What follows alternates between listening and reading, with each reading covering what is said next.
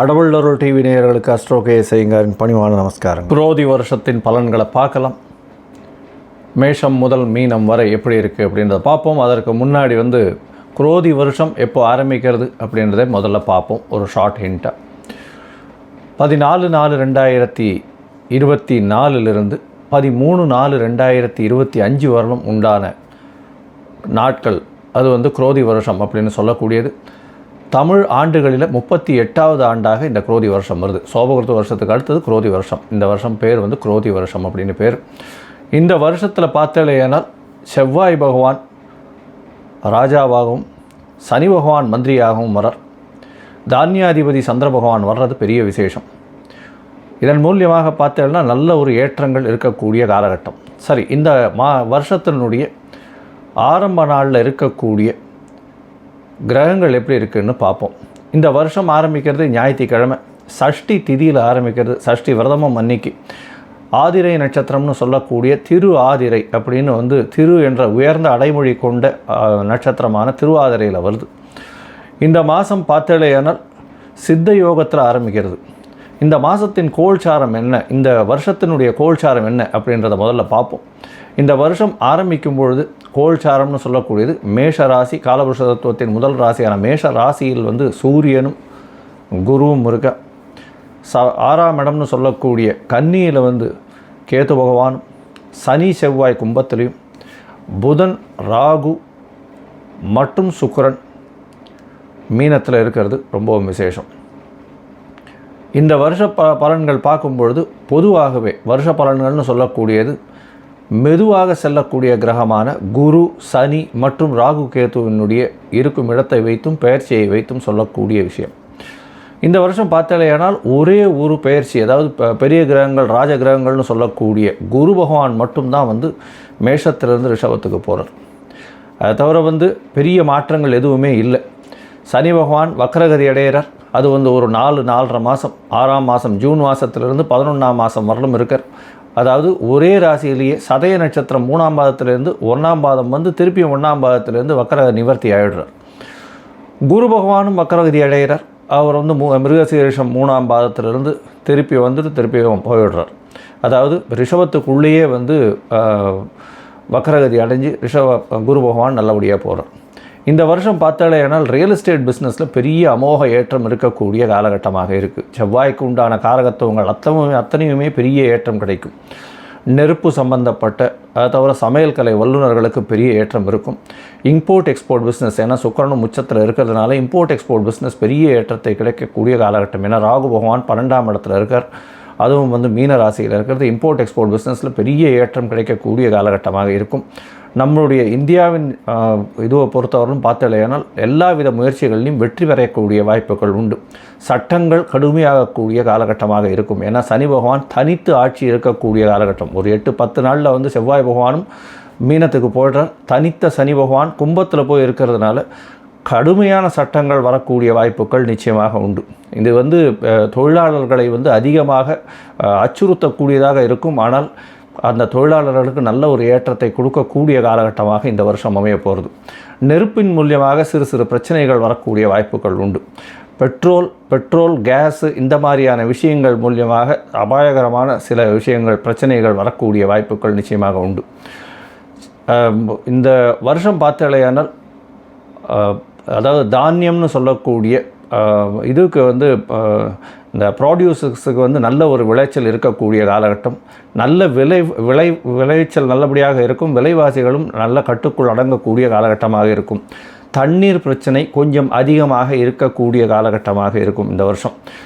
இந்த வருஷத்தில் பார்த்தோம்னா மழை ஒரு ஷார்ட் டைமில் பொழிஞ்சு நிறைய வேஸ்ட் ஆகக்கூடிய வாய்ப்புகள் அதிகமாக இருக்கக்கூடிய காலகட்டமாக இருக்குது. இந்த வருஷத்தில் பார்த்தோம்னா இந்த குரு பகவான் 3ஆம் இடத்துல, அதாவது ராசிக்கு 2ஆம் இடத்துல இருக்கிறதுனால, அதாவது ரிஷபத்தில் போய் இருக்கிறது அந்த அளவு விசேஷம் கிடையாது. அதனால் தங்கத்தின் விலை சற்று இறங்கக்கூடிய வாய்ப்புகள் உண்டு. ஷேர் மார்க்கெட் ப்ரைஸஸும் டவுன் ஆகக்கூடிய வாய்ப்புகள் நிச்சயமாக இருக்கும். இந்த வருஷத்தில் ஷேர் மார்க்கெட் இந்த 72,000 அந்த ரேஞ்சிலேயே மூவ் ஆகிட்டே இருக்கும். ஷேர் மார்க்கெட்ஸில் சில பிரச்சனைகள், சில தேவையற்ற விஷயங்கள், தவறுகள் நடக்கக்கூடிய வாய்ப்புகள் மிகவும் அதிகமாக இருக்கும். பொதுவாக இந்த வருஷம் பார்த்தேன்னா இந்தியாவுக்கு நல்ல ஒரு ஏற்றத்தை கொடுக்கக்கூடிய வருஷமாக இருக்கக்கூடும். இருந்தாலும் இந்த நெருப்பு விஷயத்தில் பிரச்சனைகள் இருக்கும். அதை தவிர ரியல் எஸ்டேட்டில் நல்ல ஒரு ஏற்றம் இருக்கும். ரியல் எஸ்டேட்டை தவிர செங்கல், மண், ஜல்லி இதெல்லாம் விளையாடக்கூடிய காலகட்டமாக இருக்கும். தானியங்கள் அதிகமாக விளையக்கூடிய காலகட்டமாக இருக்கும். சிறிதளவு தண்ணீருக்கு பற்றாக்குறை இருக்கக்கூடிய காலகட்டமாக இருக்கும். இந்த வருஷத்தில் மேஷம் முதல் மீனம் வரை எப்படி இருக்குது அப்படின்றத பார்ப்போம், ஒரு ராசியாக. அதற்கு முன்னாடி என்னுடைய மொபைல் நம்பர் கீழே ஸ்க்ராலிங்கில் போயின்னு இருக்கும். உங்களுக்கு தேவைப்பட்டது ஏனால் எனக்கு ஒரு ஃபோன் பண்ணுங்க அஸ்ட்ராலாஜிக்கல் கன்சல்ட்டுக்கு. என்னுடைய உங்களுடைய date, time, place of birth இதை நீங்கள் அனுப்பிச்சிங்களே ஏனால் உங்களுடைய நேம் as well as உங்களுடைய பேரண்ட்ஸ் நேமோடு அனுப்பிச்சிங்கன்னா என்னுடைய கட்டணம் என்னன்றதை தெரிவிக்கிறேன். உங்களுடைய ஜாதகத்தை போட்டு அதில் ராசி சந்தி, நட்சத்திர சந்தி, பாத சந்தி ஏதாவது இருக்கான்றதை பார்த்து, லக்ன சந்தி இருக்கான்றதையும் பார்த்து, உங்களுடைய ராசி என்ன அப்படின்றத பார்த்து, லக்னம் என்னன்றதையும் பார்த்து, உங்களுடைய தசா புக்தி அந்தரம் சூக்ஷ்மம் எப்படி இருக்குன்றதை பார்த்து, அதற்கு பிறகு இன்றைய கோல்சார பிரகாரம் நல்ல ஏற்றத்தில் இருக்கிறதா, என்ன எளிய பரிகாரம் செய்ய முடியும் அப்படின்றதையும் சொல்கிறேன். இப்பொழுது மேஷம் முதல் மீனம் வரை 14/4/2024 13/4/2025 வரலும் உண்டான குரோதி வருஷத்தின் பலன்களை ஒன்றொன்னா பார்க்கலாம்.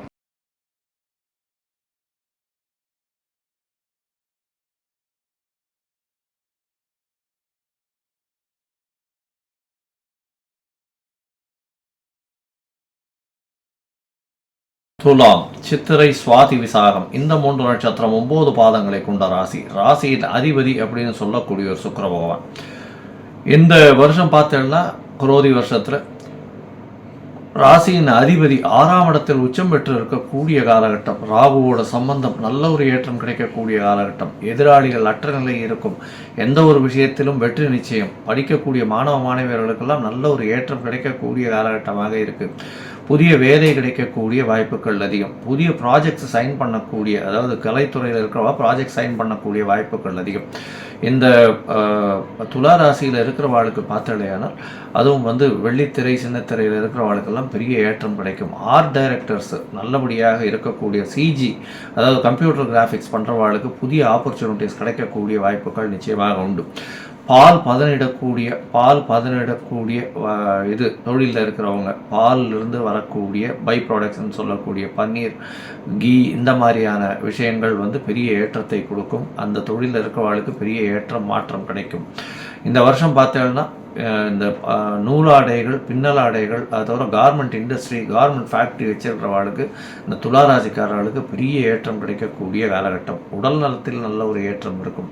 உங்களுடைய ராசிக்கு பார்த்தோம்னா பொதுவாகவே இந்த வருஷ கிரகம்னு சொல்லக்கூடிய குரு, ராகு, கேது, சனி பகவான் இவர்களுடைய பயிற்சிகள், மூமெண்ட்ஸை வச்சு தான் இந்த வருஷத்தினுடைய பலன்கள் சொல்லும். உங்களுக்கு சனி பகவான் 5ஆம் இடத்துல ஆட்சி பெற்று போயிருக்கிறது பெரிய விசேஷம். குழந்தை பிராப்தி ஏற்படக்கூடிய காலகட்டமாக இந்த வருஷம் அமையிறது. புதிய பதவி, புகழ், அந்தஸ்து, கௌரவம். ஏன்னா சனி பகவான் உங்களுடைய மிகப்பெரிய யோகர். அதனால் 5ஆம் இடத்துல அவர் ஆட்சி பலம் பெற்றிருக்கிறதும், 5ஆம் இடத்துல திரிகோணத்தில் போய் இருந்து அவர் கும்பத்திலேயே திரிகோணம் பெற்று இருக்கிறது பெரிய விசேஷத்தை கொடுக்கும். அதன் மூலியமாக பார்த்தாலேயானால் குழந்தை பிராப்தி இல்லாதவர்களுக்கு குழந்தை பிராப்தி ஏற்படக்கூடிய பாக்கியம் நிச்சயமாக உண்டு. உங்களுக்கு பதவி, புகழ், அந்தஸ்து, கௌரவம்லாம் புதுசாக வரக்கூடிய வாய்ப்புகள் உண்டு. எந்த ஒரு ப்ரமோஷன் வரக்கூடிய, அதாவது வேலையில் ப்ரமோஷன் வரக்கூடிய வாய்ப்புகள் உண்டு. 6ஆம் இடத்தில் இருக்கக்கூடிய ராகு வெளிநாடு, வெளியூர், வெளிமாநிலம் செல்லக்கூடிய வாய்ப்புகள் நிச்சயமாக கொடுப்பான். போட்டித் தேர்வுகளில் எல்லாவற்றிலும் வெற்றி பெறக்கூடிய வாய்ப்புகள் இருக்கும். முயற்சிகள் அனைத்திலும் வெற்றி பெறக்கூடிய வாய்ப்புகள் நிச்சயமாக இந்த வருஷம் உண்டு. உங்களுடைய ராசிக்கு பணவரவிற்கு பஞ்சம் இருக்காது. ஏன்னா குரு பகவான் ராசிக்கு 8ஆம் இடத்துல போய் மறைந்தாலும் உங்களுடைய ராசியின் 12ஆம் இடத்தையும் ராசிக்கு 2ஆம் இடத்தையும் பார்க்கறதுனால பணவரவிற்கு பஞ்சம் இருக்காது. 12ஆம் இடத்தில் இருக்கக்கூடிய கேதுவையும் குரு பகவான் பார்க்கறதுனால உங்களுடைய சொந்த ஊர் கோவிலுக்கு போயிட்டு வருவீங்க. சொந்த ஊர் கோவிலில், அதாவது இந்த முனீஸ்வரன் இந்த மாதிரியான காவல் தெய்வங்களுக்கும் சரி, அதை தவிர உங்களுடைய சொந்த ஊரில் இருக்கக்கூடிய இந்த பத்ரகாளி அந்த மாதிரியான கால பைரவர்கள், அந்த மாதிரியான கடவுளுக்கு படையல்கள்லாம் போடக்கூடிய காலகட்டமாக இந்த வருஷம் அமையிறது. இதை தவிர இந்த சொந்த ஊரில் இருக்கக்கூடிய இந்த பாடல் எழுதுகிறவங்க, அதாவது இந்த கலைத்துறையில் இருக்கிறவங்க, பாடல் எழுதுகிறவங்க, இவங்களுக்கெல்லாம் பெரிய ஏற்றம் கிடைக்கக்கூடிய காலகட்டமாக இந்த வருஷம் அமையிறது. இந்த வருஷத்தில் பார்த்தோம்னா சனி பகவான் ஆட்சி பெற்று உச்சம் பெற்று மூல திரிகோணத்தில் இருக்கிறது பெரிய விசேஷம். எல்லா விதமான முயற்சிகளிலும் உங்களுக்கு நிச்சயமாக வெற்றி உண்டு. அது தவிர ராகு பகவான் 6ஆம் இடத்தில் இருக்கிறதன் மூலியமாக எதிரிகள் அற்ற நிலை, எந்த ஒரு விஷயத்திலும் உங்களுக்கு வெற்றிகள் நிச்சயமாக கிடைக்கக்கூடிய காலகட்டமாக இந்த துளாராசிக்காரர்களுக்கு இருக்குது. உங்களுடைய ராசிக்கு பார்த்தீங்கன்னா இந்த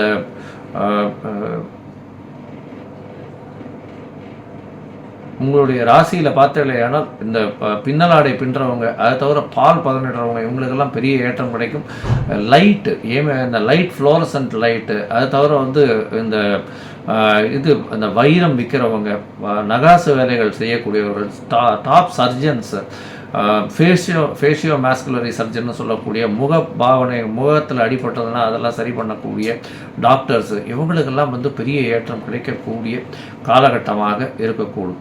இந்த வருஷத்தில் நீங்கள் ஒரு யோகி அந்த மாதிரியான உங்களுடைய துறவரம் ஏற்ற ஒரு முனிவர் இல்லைன்னா யோகி இந்த மாதிரியான ஆசிரமத்துக்கு போயிட்டு வர்றதன் மூலியமாக உங்களுக்கு ஒரு நல்ல ஏற்றம் கிடைக்கக்கூடிய வருஷமாக இந்த வருஷம் அமையிறது.